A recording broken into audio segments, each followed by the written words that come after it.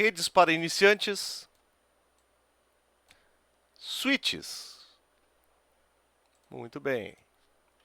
Então, assim, o que a gente tem que saber sobre switches? Primeira coisa que a gente tem que perceber é o seguinte. O papel de um switch básico é fazer a extensão da rede. Possibilitar que mais dispositivos possam estar conectados. Por quê? Ora, eu posso pegar um computador aqui e outro computador aqui, desde que tenha uma interface de rede, e conecto um com o outro. Isso aqui é uma rede? Desde que eu tenha protocolos aqui no sistema operacional para poder dar suporte? Sim, isso é uma rede. Agora, quando eu tenho um terceiro computador aqui, como é que eu faço para ligar? Ora, poderia fazer assim, ó. Botar uma segunda placa de rede aqui e ligar esses caras. Poderia. Agora, se eu tiver 50 desses caras aqui, já não teria como fazer, certo? O que se fez a partir disso aqui?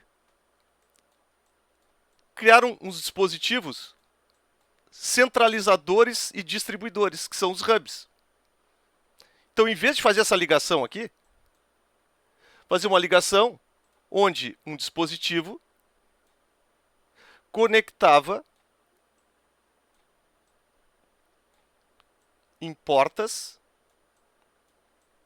por meio de um meio físico, como cabo para trançado, e ligava assim, ó. E ainda tenho possibilidade de aumentar as minhas conexões. Só que aí, o que acontece aqui nesse caso? No caso específico de hub, tem um problema da forma como esses caras são ligados. Eles são ligados assim, fisicamente, mas, logicamente, eles são ligados dessa forma. Tal como se fossem disputando um único meio físico. Assim. Qual é o problema disso aqui? O problema dessa comunicação aqui é que apenas um transmite por vez. Se esse e esse tentarem transmitir ao mesmo tempo, não vão conseguir. Aí lá na teoria chama-se colisões. Então isso aqui tem um desempenho ruim. Aqui o problema é desempenho. Desempenho muito abaixo do que seria necessário hoje numa rede. Então, assim, para não alongar muito em relação a hub, certo? O objetivo é switch aqui, mas só para explicar a questão do switch. Um hub, por exemplo, que tinha velocidade nominal de 10 megabits por segundo, tu conseguia efetivamente de vazão, ou seja, quanto realmente tu está usando, tu conseguirias aí 6 mega por aí. Claro que isso depende da quantidade de equipamentos conectados nessa barra aqui, né? Nesse barramento. Em casos extremos, chegava a 3 megabits. É isso que tu tinha de banda quando tu tem um número grande de dispositivos aqui. Então o switch veio para quê? Para resolver esse problema aqui. A extensão da rede já estava resolvida com o hub. Mas, para melhorar o desempenho, é que entra o switch. Então, vamos dar uma olhada. A grande sacada aqui foi segmentar. Ou seja, eu não tenho aquela barra como eu tinha antes ali, certo? Aquela barra com um monte de dispositivos pendurados. Agora é o seguinte, cada porta desse switch, então aqui é o caso do switch, ó, cada porta é como se eu tivesse somente um equipamento. Então é como se eu tivesse uma barra dessas aqui, ó, só para uma máquina. Eu não tenho outras. Eu só tenho uma. Então, nunca vai ter colisões aqui. Porque eu só tenho um equipamento aqui, disputando um único meio físico. E essa foi a grande jogada aqui em relação aos switches. Bom, então hoje em dia é a forma padrão de conexão de dispositivos. Até hoje ainda falam, né? Ah, o meu hub. O nome não está errado, certo? Mas chama-se hub switch. É um concentrador comutador. Hub, cara, não existe mais. Tu não vai conseguir comprar, não existe, certo? O que se compra hoje é um switch. O nome completo é hub switch. Mas não confundam com isso, certo? O funcionamento de um hub é completamente diferente. Beleza. Então vamos lá. Utiliza o padrão Ethernet. Então, I38623. Então, switch Ethernet. Então, hub switch Ethernet. Esse é o nome completo. As variações dependem das velocidades das portas. Então, 10 MB, 10/100, 1000, 10.000, 10 GB. Normalmente, fisicamente falando, são de 24, 48 portas. Alguns fabricantes adicionam portas a mais para fazer cascateamento, que é estender os switches ligando um no outro, para fazer entroncamentos. Existem portas especiais que usam fibra, como portas SFP ou mini GBIC.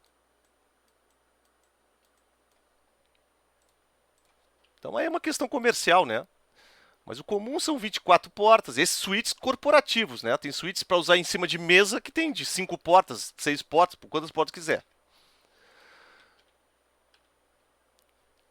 O padrão é a utilização de cabos para trançado nas conexões. Existem switches só de fibra também, mas o mais comum é esse.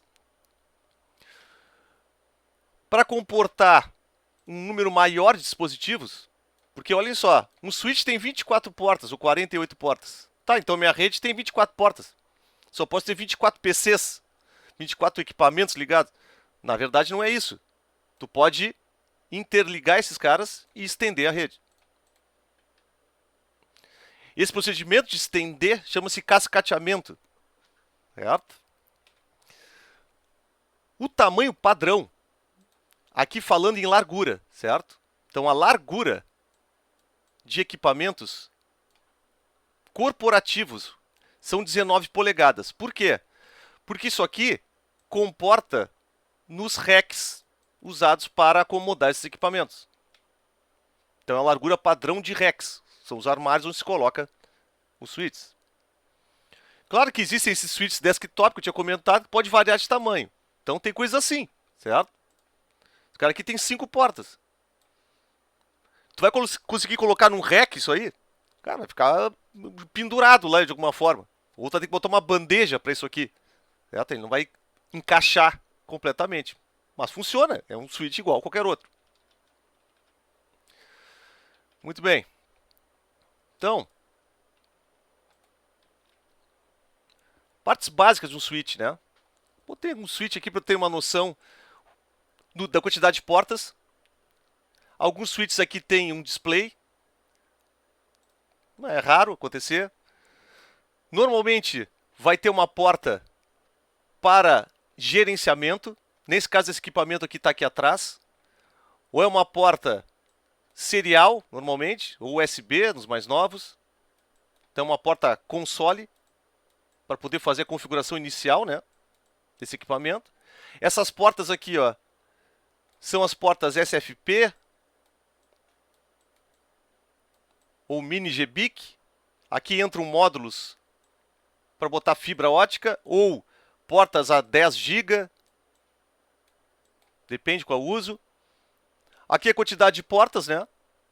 Então, normalmente essas portas são disponibilizadas em pares. Às vezes tem portas aqui que elas têm pareamento com essas aqui. Então, por exemplo, essa aqui é a porta, sei lá, 48. A porta 48, ela tem um par aqui com a 50. Então, ou tu usa 48 com cabo, ou tu usa 50 com fibra. Tem essas coisas assim. Isso é bastante comum. Aqui vou mostrar o procedimento, né, do que é o cascateamento. Então, imagine, aqui eu tenho, ó, 1, 2, 3, 4, 5, 6. Tenho 12, 12, 12 e 12. Tenho 48 portas. Então, quer dizer, e mais essas 4 aqui. Eu posso ligar 48 dispositivos aqui. Como é que eu estendo para... Se eu tiver 59 computadores, ou impressoras, ou qualquer outra coisa, como é que eu faço? Bom, eu posso usar uma porta dessas aqui para continuar minha rede. Isso aqui é o cascateamento.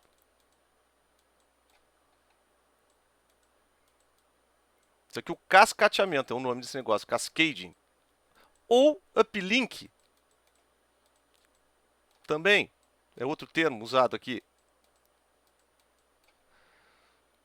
Com isso, eu tenho a possibilidade agora aqui de ligar mais equipamentos. Claro, essa porta aqui, ela não vai ser exclusiva para fazer o cascateamento, obviamente. É muito comum, se a distância entre esses caras for maior que 100 metros, ou se tiver interferências, que se faça esse cascateamento pela porta de fibra, por aqui. Então, se usa fibra aqui, quando tem que atingir uma distância maior para estender a rede. Que é bastante comum, né? Por exemplo, estender a rede entre prédios, por exemplo, dentro de uma empresa. Muito bem. Então, pessoal, isso aqui é o básico de switches, né? Tem muita coisa sobre switches. Tem a parte de funcionalidades. Mas aqui a ideia é ter uma noção básica de o que é e para que serve um switch numa rede